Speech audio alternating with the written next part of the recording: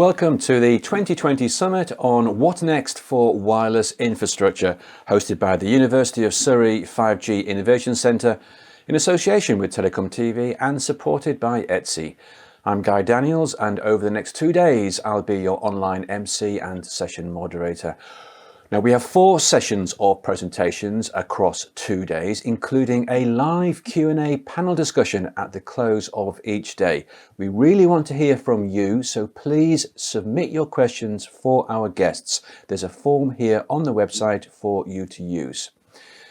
I'm joined now by our host, Professor Rahim Tafazoli, who is head of the ICS and 5G IC at the University of Surrey, and by our chair for day one, Adrian Scrace, Chief Technology Officer at ETSI.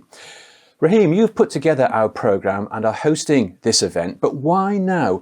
With 5G only just beginning to enter commercial service, why is it now time to look ahead towards what will ultimately be the 6th generation of wireless?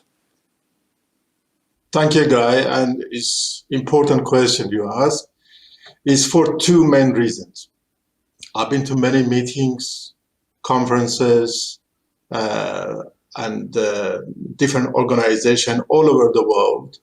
I realized that many people, especially people from vertical industry, there is a lack of understanding on what 5G is capable of. So the first day is for that purpose, to educate ourselves what are the 5G capabilities are and how it is evolving over time. Looking at the UK national strategy for development and deployment on 5G and 5G services. And the second main reason is, once we establish the capability of 5G and the way will be evolving, we'll discuss about what should be next, what could be essentially the next generation of the wireless technology. And that is important because the time between generations or the systems seems to be shrinking from 12 years to 10 years to 8 years. So from the research community point of view, we need to have a common vision of which direction we should be focusing our research and development and innovation, and mobilize the world, academia and industry in the same direction. And that is the purpose of the second day. Thank you, Rahim. And Adrian, as chair of day one, what can we expect to learn? What are we covering today? Well, thank you, Guy. The purpose of this first day is really to understand where the 5G journey will be taking us in the next 5 years. If we look where we are right now, we have roughly 100 5G commercial networks that have been deployed, but these are really mobile broadband based. So in terms of the full potential of 5G, we're really only in an infant stage. Now, to complete that journey, we will see movements into industrial sectors, which will leverage the ultra-reliable low latency communications and massive machine type communications. The expansion from terrestrial into non-terrestrial technologies, adding non-public network deployments, leveraging standalone use of unlicensed spectrum, and the use of time-sensitive networks. These are just examples of work that 3GPP is undertaking that will help us to achieve that vision. In addition, we have very important government strategies to digitize industry by the use of 5G technologies, and we will hear more about that, at least from a UK perspective today. We have senior representatives from operators and from vendors who will be sharing with us their vision of products and services that they hope to deploy in the next 5 years. And by the end of today, then, we should have a much better vision of the drivers for 5G evolution and be able to visualize where we're likely to be in 5 years. Thank you, Adrian. It's a great selection of presentations. Very much looking forward to those. Raheem, the 5GIC is a world-class research establishment that has been instrumental in improving 5G technologies. So how are you now extending this to support the future of wireless infrastructure? Well, our mission, as always and been stated, is what is the art of possibility. And that's why we work very closely with all major players from industry, telecom as well as non-telecom industry. And as what we did, the same thing as we did in 2013, we were the world's first dedicated center on 5G innovation. And for the last 7 years, we have achieved many different technologies and demonstrated many technologies. And as Adrian mentioned, recently we tested 5G over geostationary satellite as well as non-geostationary satellite to extend 5G into space. I will obviously talk about the major achievements in the last 7 years that we carried out in collaboration with our major industry partners. And we plan to carry on our mission to be independent research organization and explore the boundaries of the technology and share that information with our industry partners. And then they can take it forward towards standardization in form of potential products for the benefit of their own industry and company. We, for the last, I would say, 9 to 12 months, we've been discussing with our founding members and the strategy advisory board members, which are representative of our industry partners, as well as with ETSI, with Adrian and different colleagues from ETSI, what should be next? 5G is a very capable system. As Adrian mentioned, we are already witnessing mobile broadband, but the major game changer and transformative aspect of 5G is yet to come within the next 5 years. So what we are going to do after 5 years, what sort of technology we have to do, we need to carry on the research.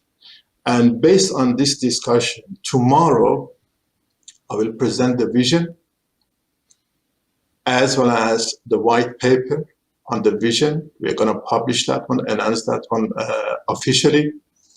And in that vision, the same thing as we did with 5G, over the time, we are translating that vision into research topics and trying to innovate and come up with the new advanced technologies over the time. Thank you, Raheem, and I very much look forward to hearing more about the new vision and the white paper tomorrow.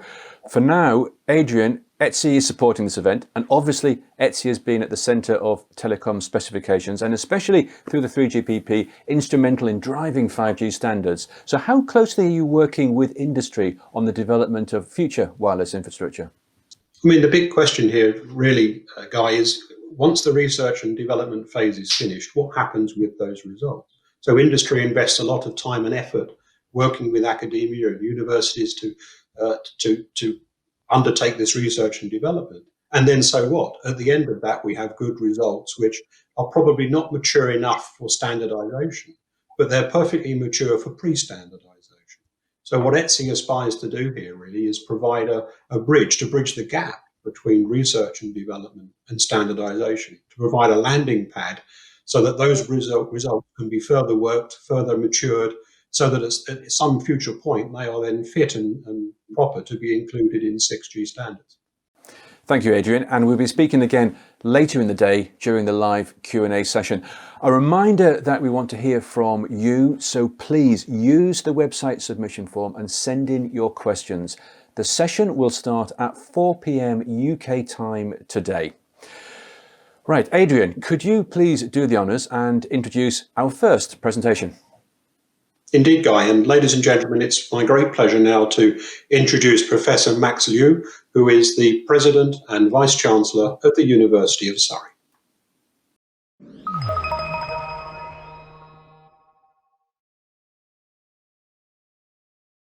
A warm welcome to the University of Surrey and the 5G Innovation Centre. It is hard to believe this centre officially opened only 5 years ago, in September 2015. And 2 years ago, the centre established its 5G test bed supporting 1 million users, the largest capacity 5G test network in the world for research and development. We are immensely proud of our 5G Innovation Centre and how it is helping companies develop and test their advanced applications. It has really given the UK the edge in the global race to 5G.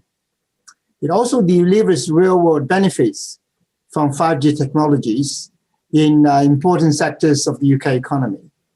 And this includes improving connectivity for rural communities, robotics, big data analytics, augmented reality, and autonomous vehicles. Since its inception in 2013, the centre has epitomized the Surrey's ethos to collaborate with industry on societal industrial challenges to enable innovation that change lives. Today, we affirm our mission on this journey to the digital future with 6GIC, our vision and research strategy for the next 10 years. Now that 5G is being deployed, as research pioneers, we look over the next horizon to 2030 and beyond. 5GIC, together with its industrial partners, have developed a transformative vision of a 6G world. This vision will be officially launched at this summit. We invite all collaborators around the globe to join us in this exciting mission. This is the future. In fact, the significance thus far of both the 5G network and our center cannot be overstated. 5G will underpin the transformation of industries of the future, often termed Industrial 4.0. For example, smart transport, smart health will all rely on 5G. Further, the second internet revolution is going to be based on 5G, and when combined with artificial intelligence, it will be faster, more logical, and more secure and self-regulated and autonomous. And this makes our 5G Innovation Centre a key strategic innovation hub in the UK and a beacon for any organization serious about the immense opportunities and improvement 5G is now bringing to businesses, the economy, and the way we live, learn, work, and travel. Locally in Surrey, 5GIC is a springboard for strengthening the digital gaming industry, for healthcare innovations, such as the award-winning technology integrated health management system for dementia care, and for the ever-widening reach of the Internet of Things. The 5GIC is a showcase for what partnerships can achieve. From a global industry powerhouse like Huawei to partner universities, governments, digital agencies, SMEs, and startups, nothing has had quite the same inspiring effect on the innovation as the 5GIC. I would like to thank the M3 local enterprise partnerships, whose initial investment and ongoing support has been instrumental to 5GIC's successes. Finally, the centre is a cornerstone of Surrey's digital USP. It has fostered a strong focus on digital capability across all faculties, enabling multidisciplinary research and educational collaborations. And these, in turn, have contributed to our rising international reputation, for example, being ranked 59th by the Times Higher Education 2020 Impact Ranking, And we have 8 subjects in the top 100 in the Shanghai subject ranking of world universities in 2020. The University of Surrey's rich heritage in communications technologies, plus our world-leading expertise in a range of related disciplines, mean that we will continue to be at the forefront of 5G and its legacy 6G. And now it is my great pleasure to introduce our special guest today, the Right Honourable Matt Willman, MP, Minister for Digital Infrastructure. Matt has a keen interest and expertise in technology and telecommunications. He was a member of the Science Technology Select Committee and a former co-chair of all parliamentary group on broadband and digital communication and PICTOFOR, the Parliamentary Internet Communications Technology Forum. So a warm welcome to you, Minister. We look forward to hearing from you about the government's vision for our digital future. Thank you.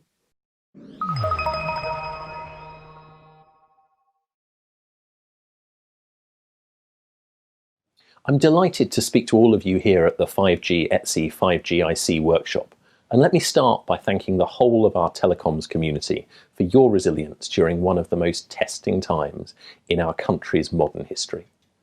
As we continue to work through the challenges of the COVID-19 pandemic, connectivity remains the lifeblood of not only our modern digital economy, but of every aspect of our modern society. It's the driving force that keeps things moving. It's the means to communicate key crisis messaging and to connect to our colleagues and loved ones at home or on the other side of the world. To hold events like this today, day after day, connectivity brings us all together. So today I'd like to speak to you about some of the work the government is doing in this really important area. Since the start of the 5G testbeds and trials programme, we've been able to trial almost 70 different 5G technologies, products and applications across the UK. And more importantly than ever, we are investing in a range of sectors to foster, build and grow 5G across the wider industry. It's great to see the 5G UK test network open for business and how it has supported further projects UK-wide. So thank you also for the support from UKRI, universities and all the industry involved in widening this 5G endeavour. The 5G testbeds and trials programme now has over 190 organisations involved since launching in 2017, and that includes all of the Tier 1 operators, 23 universities and 16 local authorities. To date, there have been 22 successful projects from 5 competitions. Between them, they cover 11 different sectors, including agri-tech, healthcare, manufacturing, creative industries, and public services. The programme has had some great successes to date, including the West Midlands 5G project, and they estimate that their barrier-busting activities mean that 5G site deployments can be achieved on shorter timescales and at reduced costs, saving 3.3 million across the 1,100 network sites in the West Midlands. West Midlands 5G has also successfully launched an applications accelerator with Telefonica, Deloitte and Digital Catapult, a 5-year project supporting SMEs to develop and scale applications and services using a private and commercial 5G network in 3 sites across the region. The programme has also had significant international impact, with other countries looking to follow our innovative approach to investing in 5G. Our international success is demonstrated in our work linking UK and South Korean businesses to pilot 5G technology across the Seoul and Glasgow metro systems, for instance. The joint project supports businesses in the 2 countries to develop and test 5G applications that explore new experiences for tourists and commuters on public transport, furthering collaboration and trade opportunities between our 2 countries. We're also working with the European Space Agency and the UK Space Agency on a joint competition which launched in July. It's currently live and we're looking forward to seeing some interesting proposals on how satellites and cellular can complement each other in 5G, in coverage and maybe more. Closer to home, the DCMS-funded Liverpool 5G project mobilised 11 partners and more than 15 subcontractors, social care providers, local citizens and wider stakeholders to take part in that project. The results of that continue to bring huge benefits to the community. The Auto Air project launched a 5G-enabled mobile network at the Millbrook Proving Ground, Live demonstrations showed transmission of data to fast-moving vehicles at amazing speeds. And through this programme, we are seeing improved understanding of the possibilities of 5G and a real 5G technical evolution from early R&D to real-world implementation. It shows how valuable the programme has been in building confidence in 5G tech across the UK. In February, we announced a £30 million open competition, 5G Create. A new package harnesses creativity to discover innovative new uses for 5G, ones that will bring tangible benefits for consumers and businesses across the country. We recently announced the first 6 winners of this competition, and we will be announcing the second wave of winners this autumn. The opportunities provided by 5G are endless, and I want the UK to lead the way in 5G innovation. But if we want to be that global leader, we must have networks that are secure and resilient. So for this reason, we are bringing forward the Telecommunications Security Bill in the autumn. As announced by the government in January, the bill will introduce a new telecom security framework, as well as introducing new national security powers for the government to manage the risks posed by high-risk vendors. We are also developing a targeted strategy to be published in the coming weeks to diversify the network supply chain and reduce our reliance on high-risk vendors. This strategy is based around 3 key strands. Firstly, supporting incumbent suppliers. Second, attracting new suppliers. And third, accelerating the development of open interface technologies to grow the market and promote competition and choice. We want to make the most of the UK's vibrant and innovative telecom sector, and we want to work with industry to test, develop and deploy new and emerging technical solutions. To build on the success of 5G TT, we are exploring ways to incentivise research and development in the UK telecom sector. We'll also explore opportunities to establish homegrown capability and grow the telecoms base within the UK's wider tech industry by investing in really big bet R&D initiatives that could transform the telecoms market. And of course, the UK is not alone in facing this problem. We're also working with like-minded international partners to develop new and sustainable supply chain capacity and to deliver against our shared goals. Thank you to our hosts, 5GIC and ETSI, for this opportunity. I look forward to hearing your views and ideas from priority areas of research and standardisation to how we can work together to advance UK expertise in 5G and future networks. This ambitious global agenda will ensure the resilience and security of our core telecoms network infrastructure, while allowing the UK to lead in harnessing the full potential for innovation that advanced networks can offer. Thank you.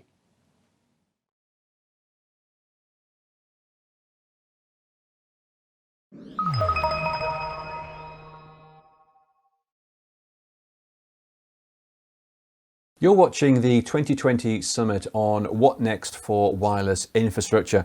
Coming next, we have a presentation from Tony Scales, Head of 5G Programme Development with the UK's DCMS, on UK Government strategy for delivering full 5G.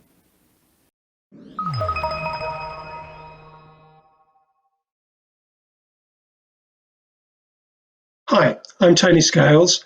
I head up Programme Development at the UK Government's 5G Testbeds and Trials Programme within the Department for Culture, Media and Sport, or DCMS for short. I'm going to talk to you about our programme, how we've started, where we are today and where we're going next. Back at the beginning in 2016-17, we were established with a £200 million fund out of the National Productivity Infrastructure Fund.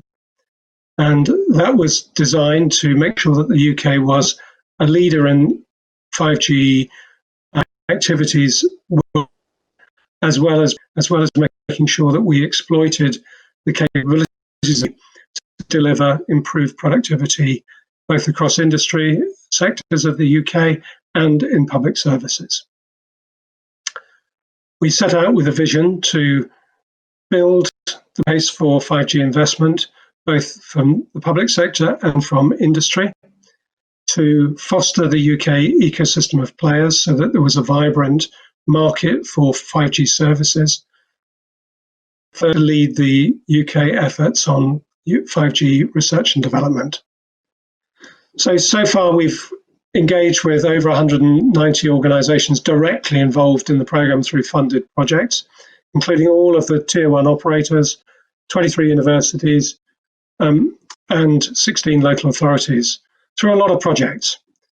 So on the next slide, you can see we've got the program view, and there have essentially been 6 waves of activity, if you like, through the program.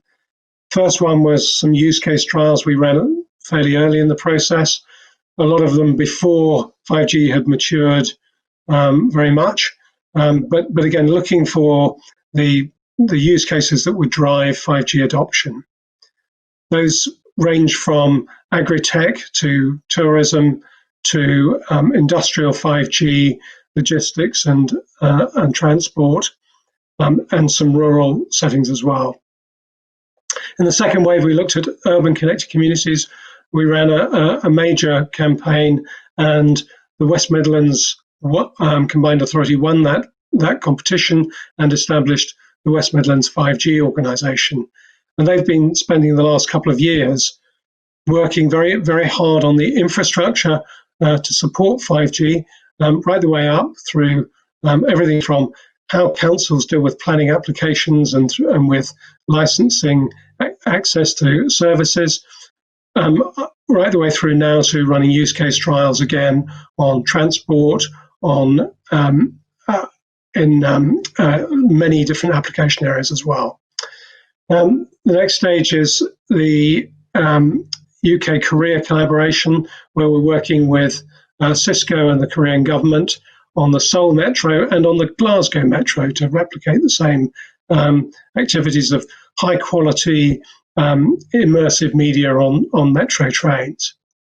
Fourth wave is all about industrial 5G. And again, we've got 2 very large, very successful programs going there, one with Ford and one with the National Composites Centre. Fifth wave is the rural connected communities, 7 projects there running across the UK, investigating all aspects of demand for 5G in rural settings. So the final wave is the 5G Create competition, which has seen unprecedented demand for activity around and bidding for our grant funds. And the first wave of those first window of competitors are now underway, and the last set we are about to announce very, very shortly. So moving on to live projects, we, as you can see from the map here, coded to tell you which areas are involved in which parts of the program. You can see that's widespread across lots of the UK and across many different industry sectors, and again, just huge amounts of activity. By the time we have completed this phase of grants, we'll have roughly 30 projects running across the UK, and that takes quite a bit of monitoring and activity to make sure we're getting the yield from those projects, and that turns into a set of national assets that we can use as a nation going forward. So let's look at successes so far. To date, there have been 22 successful projects from 5 competitions involving over 190 organisations.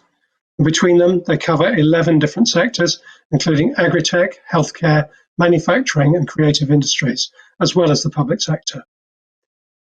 The 5G programme innovation model has gained international recognition, with many other countries looking to follow our path, and extensive international engagement with countries from far apart as South Korea and Iceland, the US and across Europe.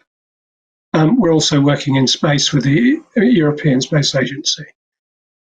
Closer to home, we engage continuously with other government departments and support that ministerial dialogue to tackle specific challenges or facilitate discussion through joint working groups. A number of the phase 1 projects were extended due to their success and are now scaling up. So Liverpool Health Trial is continuing to extend its work, and the Millbrook automotive test bed has also become a business in its own right. What lessons have we learned?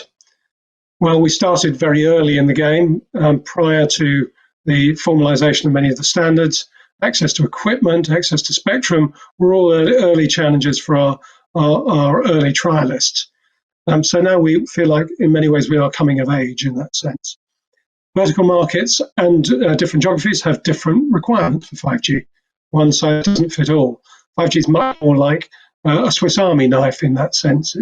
It's designed to facilitate many different activities in many different places. Creating stories that can be shared and that can help people to understand how 5G should matter to them is very important and has been very successful in terms of creating that ecosystem of players. We have continued to engage widely with local authorities, public sector, and with small and medium enterprises as well. And they've all made very valuable contributions to the programme and worked very closely with. Very important also to start small and build up, scale up when the fundamental questions are understood in sufficient depth to allow that scale up. Benefit their businesses as well, because they ultimately are the scale players in this market and will continue to be so for a long time to come, I'm sure. It's very important in terms of lessons as well that you start small and build on and build up and scale up based on lessons that you learn as you go along, to trial and to answer those, not just the technical questions, but the commercial and the business case and business model questions in more depth. I'd like to also just cover quickly potential use cases in logistics. This is a very exciting sector because, of course, it's mobile at every stage of its activity. It's highly sensitive to slight changes making big differences in productivity. And as we also go through Brexit and we go through the COVID challenges, that's really making a difference to our logistics industry. The 5G playing a big role there. And we're seeing that as well, not just in the terrestrial logistics, we're also looking at 5G with space and working on collaboratively on the ESA's Space and 5G Convergence Program and how they can bring together services across the globe based on that integration space-based 5G and 5G being used for lots of different uses within that space as well. I'd like to also talk a little bit about UK 5G. UK5G.org is our free-to-join collaborative ecosystem building organisation. It's already got 3,500 users, 1,500 organisations and 83 organisations which have registered in the 5G supplier directory that is hosted on the UK 5G site. They produce lots of information about our trials and about what's going on in 5G, not just within the trials, but outside that. They produce the innovation briefing, an excellent document with lots of really good information, very readable, both either in paper form or in online. Both are available to register on their website. Again, UK5G.org. It's free to join. Why wouldn't you join it? It's a collaboration, or UK5G is a collaboration between Cambridge Wireless, UKRI, and Knowledge Transfer Network, and TM Forum, which collaborate to provide that service. So at that point, I'd like to thank you for your time today, but also just to point a little bit to the future. So what we have to make sure of is that as we've run all of these projects, that as we close out the program in March 22, that we don't leave a lot of stranded assets out there that the government's invested in alongside our partners, but that we create a lasting legacy. And that's really the point of the next year and a half is to make sure we productize those test beds, make them available widely to as many trialists as want to use them in the future. The organizations that run them have set up a sustainable basis for their activities going forward, and that the whole ecosystem is a lasting legacy for the UK and that that 5G continues to be deployed deeply and widely in a productive way across our territory. Thank you very much.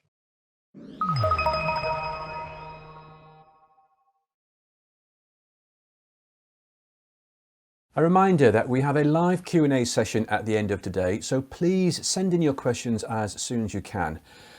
Our next presentation is from Pei-Ying Zhu, VP of Wireless Research at Huawei and an IEEE Fellow, looking at what next for 5G evolution.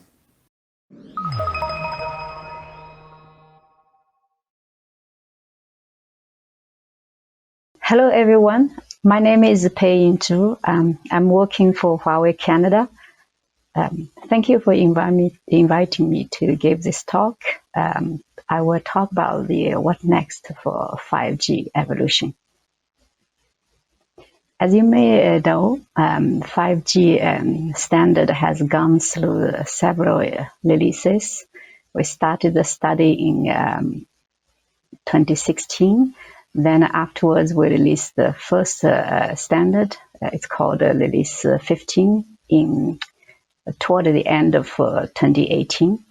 Since then, this year, we finished Release 16 in the middle of this year. Right now, we are in the middle of Release 17. So with all these releases, basically we can meet and exceeded all IT requirements for basically with Release 15 and Release 16. And it will support all the 3 usage scenarios specified by ITU. And in Release 17, we'll further enhance all these use cases. And right now, we are also in the preparation, or you could say research phase or study phase for the Release 18 and beyond. In parallel, there are many activities started for 6G or 5G beyond. Notably, in the ITU this year, there is an initiative to study for the tech trend, and we expected that by 2023 we will have a tech trend report and maybe the 6G vision report. Then afterwards, there's possibility the 3GPP will start the 6G study and 6G the standardization. But in our view, if we want to start the 6G, we need to have a very strong differentiation in terms of technology capability and service support to differentiate itself from the 5G evolution. So if we look at the 5G Release 15, this one is really laid the foundation for the 5G. It specifies the whole framework. Even though it is focused on the EMBB, however, it provides low latency support. We provide a very flexible framework to support both low frequency and high frequency. And for the massive MIMO key feature, which actually can support very high data rate and system capacity. And it has a new coding to support the high data rate and also to provide a much better coverage for the control channel. And it also specifies millimeter wave support, especially the beam-based control for both beam-based design for both control and data. This is actually unified design for both high frequency and low frequency. Release 15 is designed so that it is forward compatible, so that we can introduce new features in the later releases without impact the existing ones. And in the release 16, in addition to enhance the support for the EMBB, we focused to provide a better capability for the vertical applications, especially we introduce the reliability support for the UILC and the new side link so that we can support the V2X application. The one of the notable application we also specified is the integrated access and backhaul, so that we can cost effectively and to deploy the small cell. There's other features such as positioning support and better almost 0 millisecond interruption mobility support, and to lower the UV power consumption. And for industry IoT, we introduced the support for the time TSN network. So with 15 and release 15 and release 16, these two releases add together, we can actually meet and exceed all the ITU requirements. Now the release 17, they currently are in the middle of specification defined phase. In this release, we really look at some previous deployment experience, and especially the one we noticed that for the vertical applications, there are high demands on the uplink, both in the data rate and the coverage. So there is work being done to improve that. And for the we expect that the FDD spectrum will be used shortly. So we add some enhancement to support the FDD, better support the FDD and massive MIMO type of applications. And for the IoT, we will introduce a new category of the devices.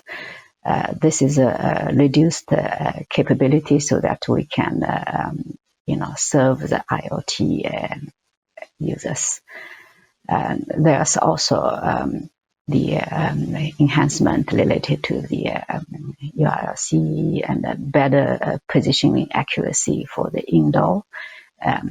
And even for the narrowband IoT, there are improvements to be introduced in this release. And in addition to those features, so there's a study on the relay, UE-based relay, so that we can extend the coverage. There are also some application related to broadcasting and multicasting. So some of these features are in the study phase. They may not necessarily to be included in the final spec, but with this release, we expected that we will have the FDD throughput enhancement probably by at least 30%. Then uplink throughput, we hope that at least we'll have more than 70% of increase. Then we have the much more reliable support for the UILC and the more connection. Looking forward a bit toward 2025 and beyond, in terms of the commercial deployment, we see the high demands for 5G for both actually for consumer and business and for home. We see the significant increase in terms of demand. For example, for the consumer side, 5G has many subscribers, like almost 200 million subscribers this year. And more and more people are expected to move from LTE network to NR. So there's this new application like cloud gaming and AR, VR, and those will be matured, and we will see more and more people utilize these applications. So we see the demand, the number of subscribers will increase, and with higher capacity demand. And similarly for the business scenario, will be a lot more connectivities there. And for the home user, people tend to demand a higher throughput as well. So these are the significant challenges for us. So we think there are many technology we still we can incorporate into the 5G evolution to support what we just mentioned before. Some examples are given here are the for example, flexible spectrum access. We can utilize the higher spectrum up to the 100 gigahertz, and also more or better utilize the fragmented spectrum. And there's possibility to introduce new mid-band, like the band around the 6 gigahertz, which will have an even wider spectrum. And with this new spectrum, and with this possibility to use even higher order massive MIMO, and even with existing band, there are technology which can use to improve the massive MIMO support. And for the uplink, this technology we can use to support the higher order MIMO, and to utilize the UE cooperation and base station cooperation to improve the capacity. And we think the XR, AR, VR will be very popular by the 2025. So there's possibility we can actually optimize the design just for this particular applications. And in terms of the positioning, in addition to get a better accuracy or higher accuracy, there's also technology we can use to reduce the power consumption, so that you can support the device with a very low power consumption. For the UILC side, we will see the more demand in terms of number of user can support in a cell. So this high capacity demand is related to a number of UILC user like we can support in a cell. And for the fixed wireless, of course, there are many technology we can use to improve the link throughput. The last but not the least is the AI machine learning technologies, so we can introduce to automate the network management, improve the network resource utilization, and so on. So in summary, we see 5G is being rapidly developed globally and will have a long evolution span. And with each release, we see 5G is continuously being enhanced, and the new features are added to support more use cases. With the forward compatibility design, the new features will not impact the existing deployment. And we also anticipate that a major update in terms of capabilities will be required beyond the 2025. Thank you very much.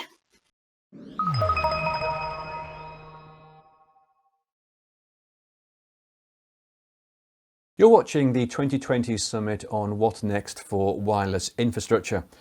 Our next presenter is Toby Redshaw, SVP Enterprise Innovation and 5G Solutions at Verizon Business Group.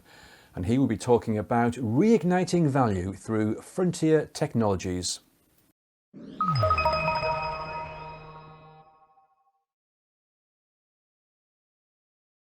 Hi, I'm Toby Redshaw. I'm glad to be here today. I'm the Senior Vice President of Enterprise Innovation and 5G Solutions. Today, we're going to try and cover the macro change waves coming from technology and across business that are coming together at the same time in a unique, pivotal paradigm shift in business and technology. I'm going to then drive into the fourth industrial revolution, explain the 5G and the technology components of that, drill into 5G, and then close that up and try and get all of that done in 15 minutes. So let's jump straight into it. These are the change waves that are happening right now. And I've been doing this for a long time, and I've never seen this many business change waves and technology change waves coming together all at the same time. Some of these have existed for a while, like B2B becoming B2B2C. A lot of players in that space, manufacturers, CPG players, want that end customer connection and are pushing down that path. People that make big honking assets like locomotives or jet engines or combine harvesters are trying to change that asset sale into an information-based service sale. We think all sales are going to start to include big experience components, including AR and a longitudinal narrative. We think it's the beginning of that change. We think digital snackable commerce is going to become a very big part of this. And of course, we've all heard about the fourth industrial revolution and how big of an impact that is. I'm going to quickly cover that in just a minute. You can read through the rest of these. I think very interestingly, tech localization and the low-code, no-code trend, especially extending into the AI world, is really going to accelerate the leading edge of technology as much as anything else. Then, of course, the structural things that have happened in the dark web over the last 2 or 3 years, asset light model, the no-code, low-code models, the ability to rent components, all of those are combining to make the next 3 or 4 years of hacking worse than the last decade or two. So all of those coming together at the same time. Let's drill into the fourth industrial revolution, but first, the hard part of this, I think, is not the technology and the application of technology itself. When you look back through history at who's really succeeded, whether it's military history or technology history or commercial history, the big winners were the folks that innovated at the model level. A great example on top of 4G is Uber, right? Not amazingly difficult, complicated technology, but a different model approach. The birth of Sears was a great example of this, leveraging railroads and the telegraph. The famous story of Rockefeller Oil, how they reinvented that industry. What's happened to travel agents is another example.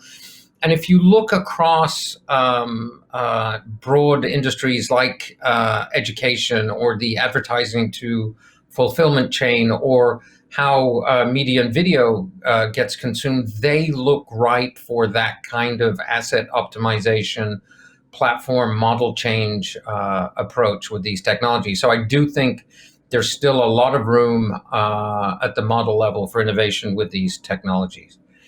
So if you look back from today, 10 years, that curve looks bonkers, right? We all remember 10 years ago how small cloud was, or how little we spoke about AR or VR, or how big data was still a very nascent technology. And then you come 10 years to today and wow, things have changed and really grown tremendously. The point of this story is if you go, that's all true. If you go 5 years into the future, the last 10 years looks like the flat part of the curve. What does that mean? It means AI, IoT, AR, VR, cloud, whether you look at them from an impact, scale, adoption, utility, or value perspective, 5 years out, they will have hockey stick curved up, making the last 10 years look look flat. I've been neck deep in all of these for decades. And I'm happy offline to go through any of the particular details. But think about cloud, right? Only 10% of enterprise data is in the cloud. Containers were only invented about 5.5 years ago. The new platforms emerging in big data are 50 to 1,000x more effective starting next year, depending how good you are at 5 data. Now, imagine that as these 4 technologies go up this new curve over the next few years, that they could all coexist on a super fat bandwidth, super low latency, 1,000x better for IoT density, 10x better for IoT battery life, compute at the edge, a hyper resilient, hyper secure network. Man, that would really have an impact. Those could create a flywheel effect, and they would feed off each other and drive tremendous change in new platforms and new paradigms. Well, that stuff I've just said is really 2 things. One, it's the 5G spec, right? It is a software-defined cloud-native spec with compute at the edge. The other part is literally the underpinning of the logic behind the 4th industrial revolution, and that massive set of changes. It's the combination of those 5 technologies and all of their derivatives that's going to drive massive change. Okay, so the 4th industrial revolution, it's really 3 things, right? It came out of Davos and the World Economic Forum. There's been massive work on this across the entire world, and often referred to as Industry 4.0. It really means 3 things, right? Serious people believe this is big enough to be called the 4th Industrial Revolution. The last 3 changed the world. Like the last ones, there were winners, there were losers within sectors, across sectors, and in geographies. The big difference with this one is that it's cyber-physical. It is the munging of the physical world with the cyber world. Everything that can be connected will be connected. And this one takes a whopping 4 to 5 to 6 years, not the decades that came before it. And I remember, it was on the back of those technologies that we just talked about, those that you can see right there at the bottom of the screen. Now, what we think is, as you heard a couple of years ago about the real-time enterprise and people becoming really sort of proactive and digitized. We think that these changes and these platforms drive operations, customer engagement, and customer experience to become these 7 Ps, to become proactive, predictive, pattern match, preventative, permission, peer connected, and precise. And what that really means is more value per unit spend on the customer side and better cost structure for operations. Because these are all digital, it also means that you get to use what we call evolutionary intelligence, that in the background you're sloughing off all of the data, all of the metadata, and the AI in the background is coming up with new patterns, new anomalies, new opportunities, new questions, and continually making you smarter and better. We call that evolutionary intelligence. And that means you're increasingly agile because you are constantly on this sort of upgrade path. Now, I wasn't the smartest guy at business school, but if my operational cost structure is better than yours and my customer engagement and lifecycle value is also better, I win. That's just all business really is. So jumping to the next slide, let me quickly drill into what 5G really is, because it's sort of the hub of that flywheel effect that we talked about. Think of 5G as these 8 currencies, these 8 capabilities. But the way to think about it is that A, this is half of the story, and B, every one of these is 10 to 1,000x better than 4G. So it is a paradigm shift from a capability perspective forward. And in one case, the latency, how quickly you get a response back through compute and through the network, is now down to single digits in milliseconds, which means AR, VR, visual intelligence can happen in real time, which is truly important, especially if you're thinking about accident production or surgery or high-speed manufacturing or any health and safety thing. But it's even more important because if your visual feedback is not in sync with your physical feedback because you don't have this kind of latency, humans become nauseous and you've just killed whatever thing you try to implement.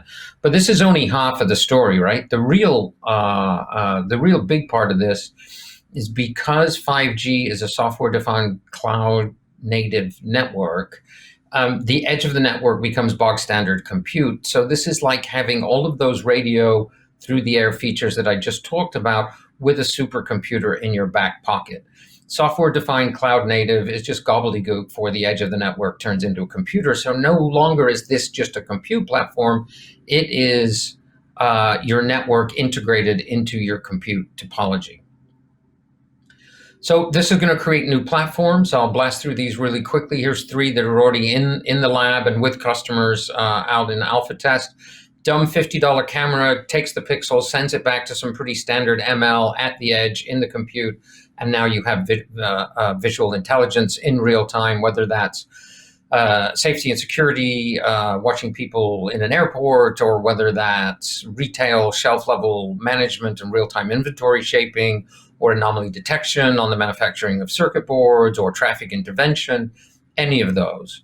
AI at the edge, this is where we see huge change, because now intelligence is not this reactive after the fact. I dumped off the data and then I learned something and then I came back to change process. This is AI at the edge in a pervasive, real-time way. We think that's going to change factory floors, venues, cities, distribution centers, healthcare centers.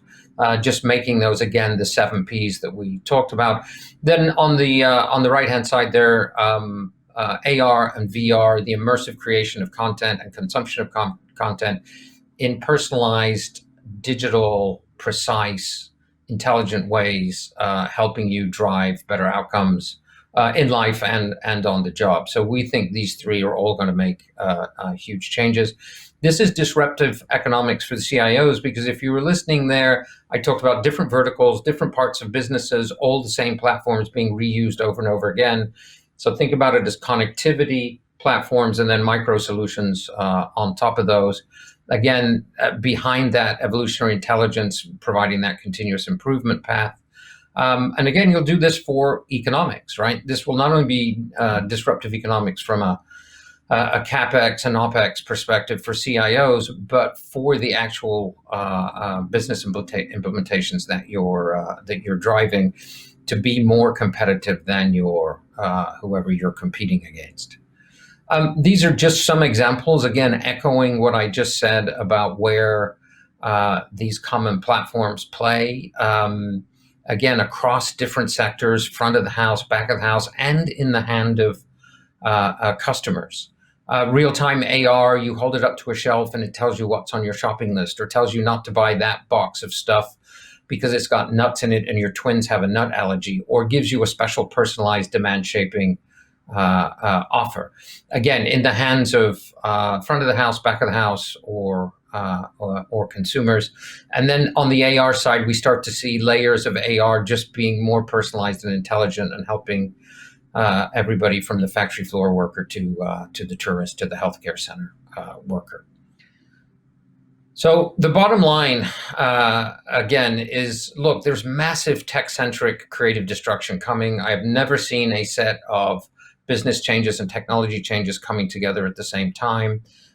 What people forget when they think about that Schumpeterian creative destruction cycle is the destruction bit, right? If you don't keep up, there is real risk. I'm starting to get inbound inquiries from boards, from the risk committee on boards, about the competitive risk of not keeping up with this technology. Think of 5G as connectivity, platform, solutions, impact, and results, rather than purely a network. The network does become part of the topology for compute going forward.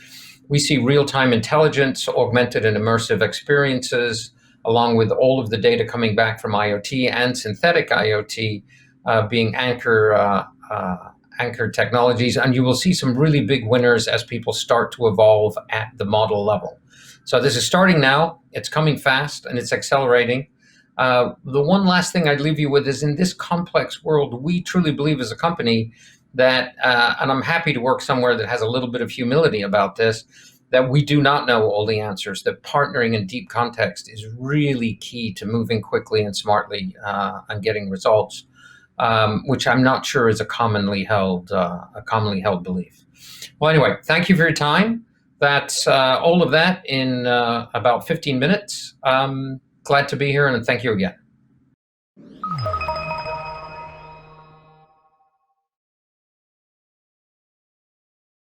You're watching the 2020 Summit on What Next for Wireless Infrastructure.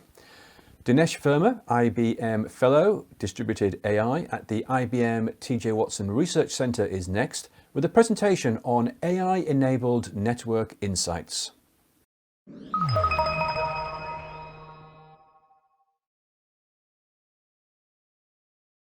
Hi, I'm Dinesh Verma. I work at the IBM Thomas J. Watson Research Center. My area of exploration is distributed AI and AI at the edge, which effectively is something triggered primarily by the advent of 5G networks. If you look at 5G networks, what they promise they offer, you can see the changes they are making into three different categories. The first category is offer higher speed on the air. The second category is that implementation of the 5G systems has been designed to be done as software-defined functions, as network using NFV techniques, as opposed to being a hardware gear. And the third big thing in the 5G networks is effectively the support for edge computing. Now, among these three features, if you see which of the three is truly transformative, the increase in speed, while wonderful, and we all want to have higher speed and better connectivity, the increase in connectivity doesn't truly create any new fundamental capabilities or applications or solve a problem that we don't already have solved in the system itself. The reason being that we already have through Wi-Fi or through wired system a huge amount of connectivity which is even faster than the speeds 5G would offer. Now 5G would indeed offer it on a mobile environment. We can have that connectivity when we are in the on the road. But again, I would say that it's hard to imagine something which is fundamentally different, even though the speeds are much better. The second capability, the fact that networking function will be implemented in software instead of hardware, is disruptive and transformative for certain sectors of the business. Definitely people who provide network equipment and who offer that will see a big disruption as the business shifts from hardware to software. But from the point of people who consume 5G connectivity, it's essentially orthogonal to us as an end consumer, whether our connectivity is delivered via an end-to-end implementation, which is primarily software, primarily hardware, or a mixture of the two. On the other hand, the third unique feature, which is offered, edge computing, can have very, very transformative impacts, because effectively what edge computing offers is to the end users of the 5G network a capability of having systems that would be running locally or at very close edges without going through the hassle of how do you direct things there, without going through the issue of how you would get connectivity there. So if I am a manufacturing plant, I am concerned about my data.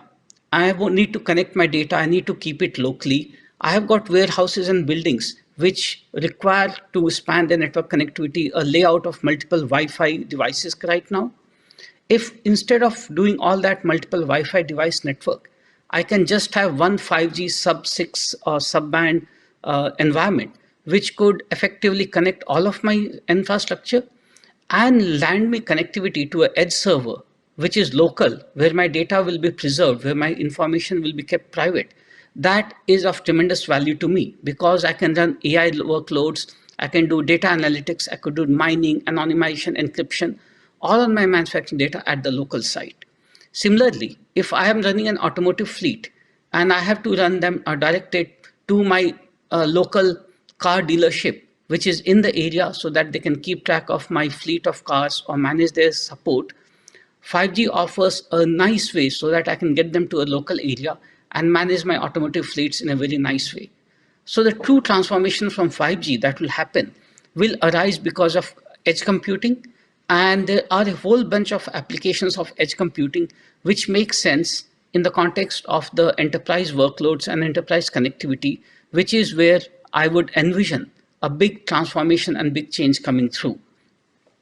Now, in the consumer space, edge computing may not deliver that much of significant value. True, there would be a benefit in getting some of the edge functions being able to play games from a local service or get a lower latency, but it may or may not make a big difference unless some popular killer game comes up, which I personally would say that I as a research have very hard time envisioning that. But I'm sure there are some game makers who may be able to come up with that transformation. The true transformation will happen in the enterprise domain with edge applications. Now, if you go beyond 5G to 6G, what would happen in 6G? What would be the capabilities that would be needed?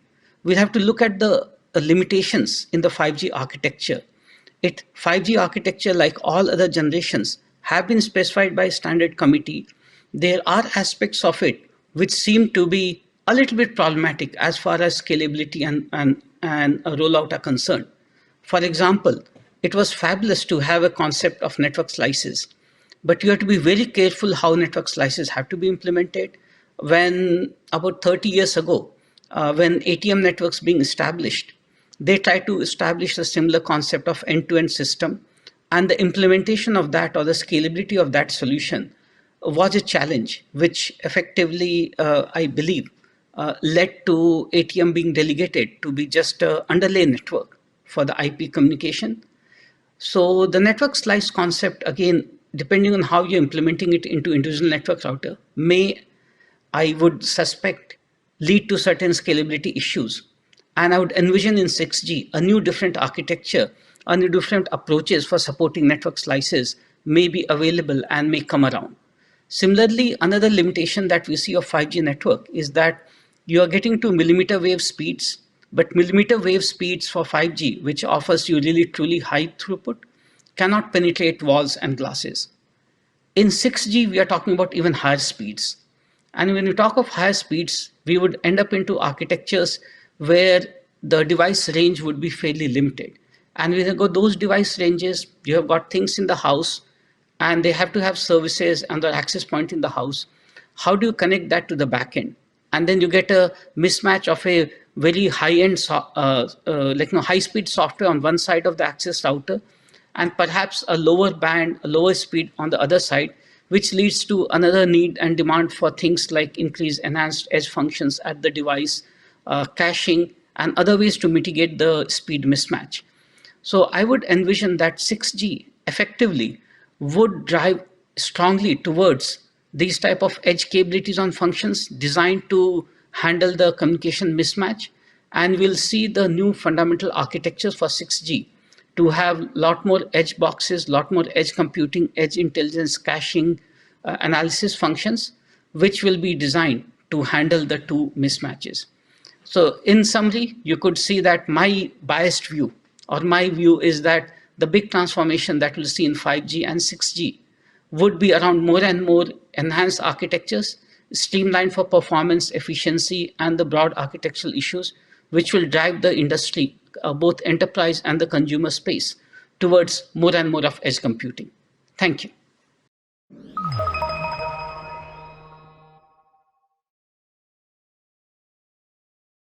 For our final session this morning, we are joined by Azita Avani, GM Rakuten Mobile Americas, with a presentation on cloud-native 5G and what is coming.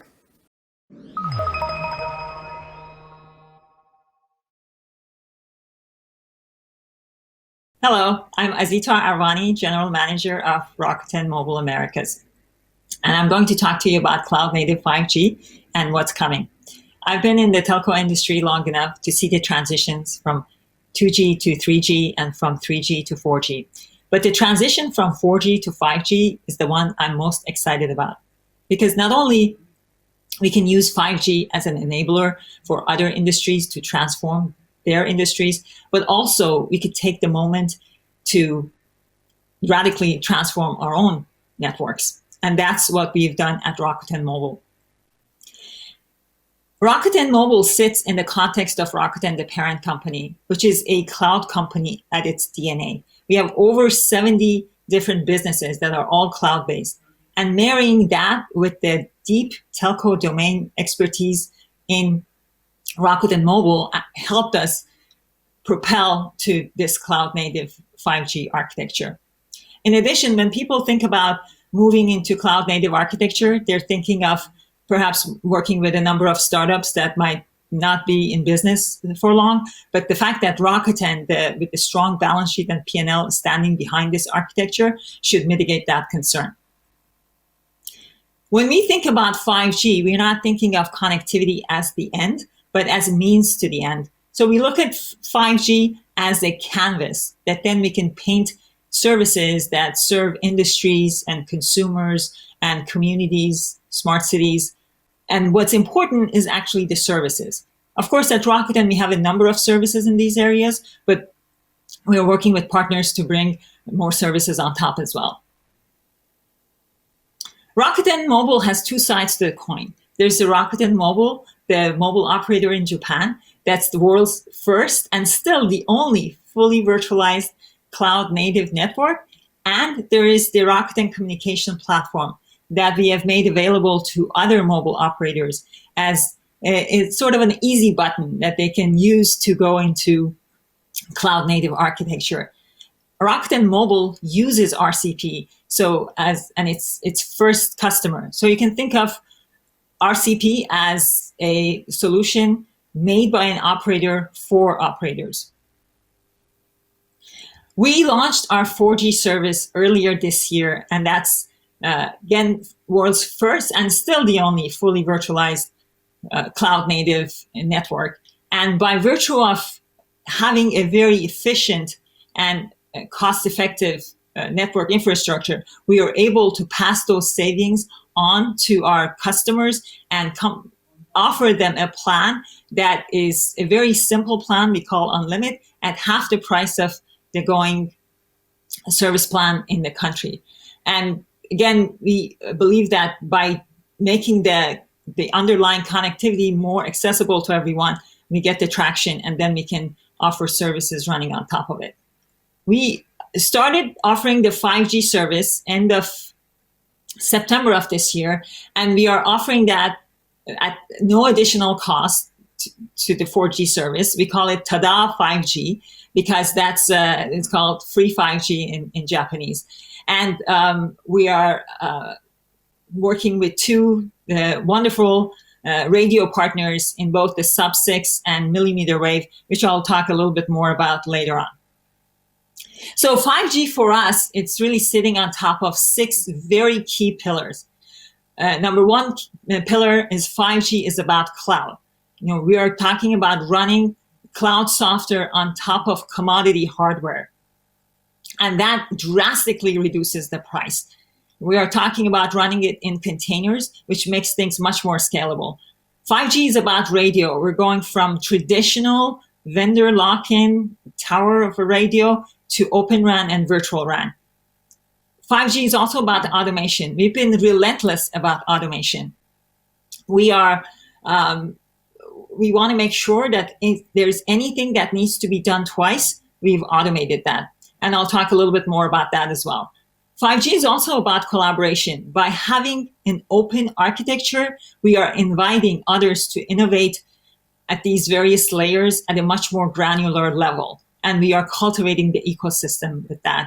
And we are able to offer immersive experiences in various use cases.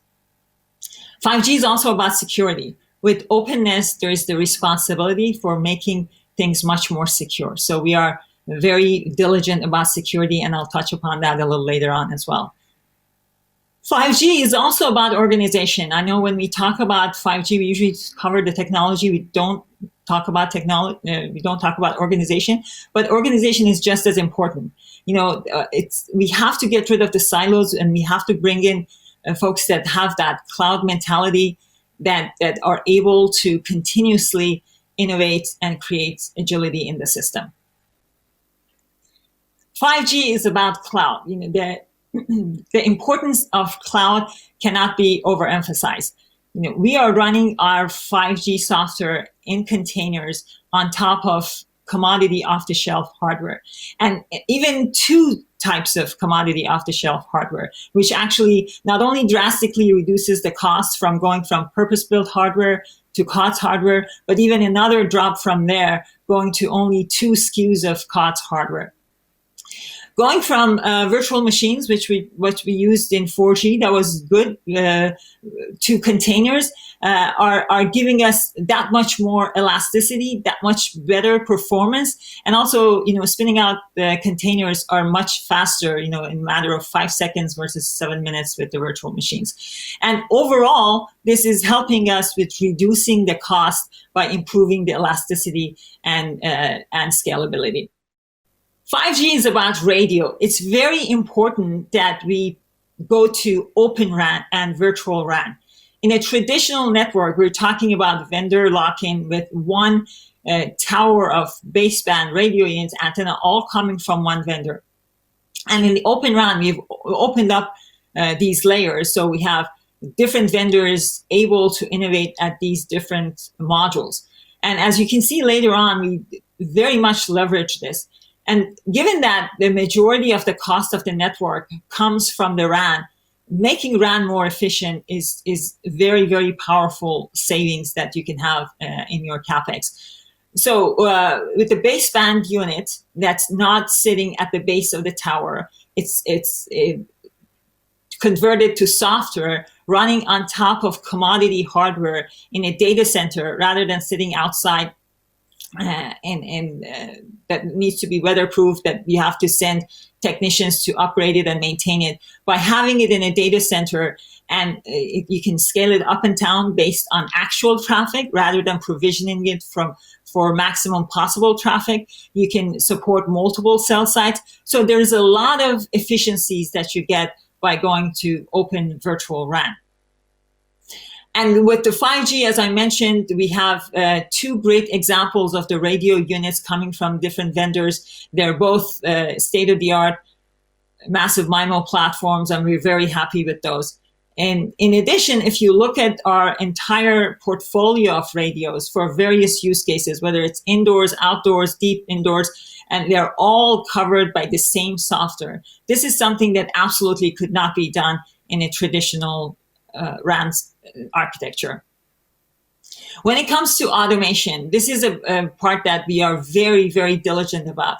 We don't want to have a big operations staff in our network. We want to be as efficient as possible, and we're applying AI and machine learning models to it to get it better and better. Just to give you an idea of what automation has brought us in terms of new ways of operating, just provisioning new service for us takes 3 minutes as opposed to 3 hours in a traditional model. Or activating a cell site. In 4G, it took us under 10 minutes to activate the cell site. It was all done automatically. In 5G, it's even lower than that. It's under 5 minutes. And in terms of support personnel, this is a really great metric to look at. In a traditional network, you're talking about 1 field technician for every 1,000 subscribers. In our network, we have 1 service reliability engineer for every 20,000 subscribers. So that's a 20x improvement, which drastically reduces our operating expenses and a tune of 30%. Security, as I mentioned, is very, very important for us, and we're actually leveraging the openness by creating more visibility and more control points in the network. And we start with a trusted partners and very trusted supply chain, but we continuously monitor and manage that. And we have implemented a zero trust security posture. And we've been honored by being designated as the State Department's 5G clean telco company. Now, I want to mention to you that the RCP, the cloud native mobile network, is the future. We all agree it's in the future. It's just a matter of getting there. And we believe that by creating the proof point in Rakuten Mobile and by creating Rakuten Communications platform, we want to make it easier for others to get there. And just a word on what is Rakuten Communications platform. So it's made up of 3 layers. At the bottom layer is the cloud platform layer. This is the efficient, distributed, state-of-the-art platform layers based on Kubernetes and containers and toughened up for telco requirements that's sitting on top of just 2 flavors of COTS hardware. Then the next layer up is the functions, the network functions layer. This is the layer that the network functions are disaggregated from the hardware. So those also run on top of COTS platform. And those come from different vendors. And they could be telco workloads or they could be IT workloads. And that's where you really take advantage of the openness. And the layer on top is the overarching, what we call intelligent and secure operation that makes sure that this entire multi-vendor open system runs as a whole, as a holistic, very efficient, very secure system. And you have one window to all the network functions in your network. You are able to analyze them, to manage them, to monitor them, to be able to improve them. And we are running more and more AI and machine learning models on top of it. This is where the automation comes in. This is where you can think of it as OSS++ in this layer. So all of those together are offered in a very simple marketplace that's very similar to an app store. So we're all, trying constantly to bring in these IT innovations into the telco and disrupt it. Now, all of that we offer as a very innovative marketplace that we wanted to make even the purchasing process easier and more IT-like. So this is like an app store type of a user interface that you could purchase various services that you like, and those can be offered by us or our partners. And so we are very excited about that as well. So in general, I wanted to encourage all of us in the telco industry to really seize the moment as we are moving into 5G. Again, not just think about 5G as an enabler for other industries to transform themselves, but look inside and use this opportunity to transform our own networks. And if we can help in Rakuten, please let us know. We'll be happy to do so.